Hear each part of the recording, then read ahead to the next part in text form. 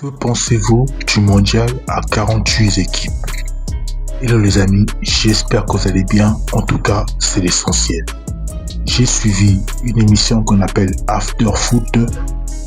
Sur le plateau, il parlait du mondial à 48 équipes. Il s'était en train de dire, est-ce que le mondial à 48 équipes n'est pas un problème pour la compétition? De ma part, non. Le mondial à 48 équipes, de ma part, non. C'est un moyen de donner la chance aux petites, non seulement aux petites nations, mais de donner aussi la chance aux équipes qui n'ont plus retrouvé une Coupe du Monde depuis des années, depuis par exemple 50 ans ou depuis 70 ans. C'est un moyen de faire jouer un peu toutes les équipes. C'est un moment de fête. De ma part, ça sera très intéressant. On aura des spectacles, on aura toutes sortes de spectacles, il y aura l'ambiance. Et vu que c'est 48 équipes, il y aura 24 équipes qui vont se retrouver en phase élimination directe. Donc de ma part, je pense qu'ils vont rajouter en plus les 16e de finale, et en plus ensuite les 8e, après les quarts, ensuite la demi-finale, et ensuite nous avons la petite finale. Après nous avons la grande finale qui va se jouer au MetLife Stadium. Donc voilà, on aura un très grand spectacle. Et puis je voulais en venir aussi sur le cas de la République démocratique du Congo au barrage intercontinental et puis surtout leur participation à la Coupe du Monde après 50 ans, c'est possible. Et pour cela, nous comptons sur eux. Le fait que la RD Congo aille en Coupe du Monde, c'est aussi un moyen de prouver au monde entier que la RD Congo est un pays de football, et puis la RD Congo n'est pas bon que sur le plan footballistique africain, vu qu'on sait que c'est une équipe qui est bon sur le plan footballistique africain, mais on ne sait pas, on connaît pas vraiment les capacités de cette équipe-là au plan mondial. Non, la Coupe du Monde est un moyen qui va permettre de voir cette équipe de RD Congo de quoi elle est capable face aux grandes nations mondiales pour cette Coupe du Monde-là.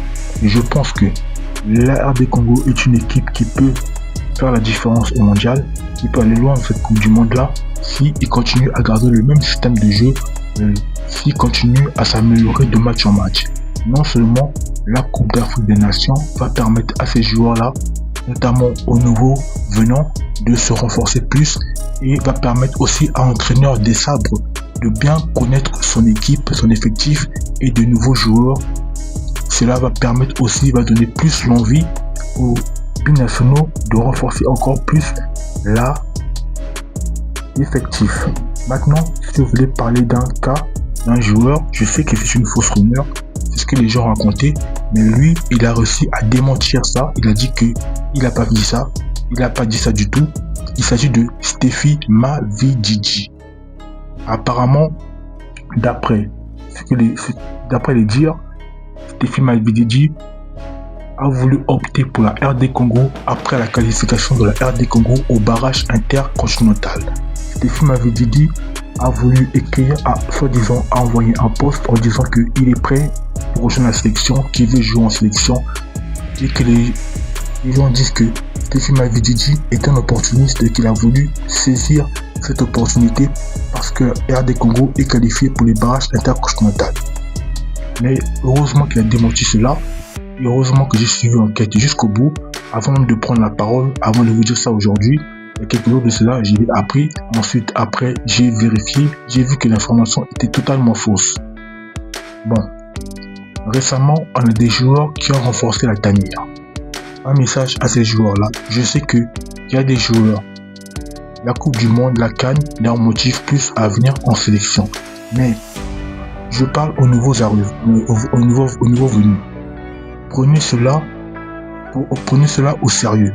Ne venez pas en sélection parce que il y a la Coupe du Monde où j'ai joué la CAN. Venez en sélection pour mieux le maillot, pour donner pour l'amour du drapeau et pour l'amour de la patrie.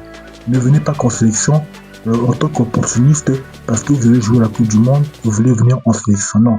Quand on vient en sélection, on vient pour servir sa nation, on vient pour l'amour du maillot. Voilà. Notre émission touche à sa fin. J'espère que cette vidéo vous a plu et surtout, pensez à un truc, passion avant l'argent. Merci à tous d'avoir suivi cette vidéo et surtout n'hésitez pas de vous abonner, de commenter, de liker et d'activer la cloche notification pour ne rien rater. On se dit à la prochaine pour une nouvelle vidéo. Prenez soin de vous.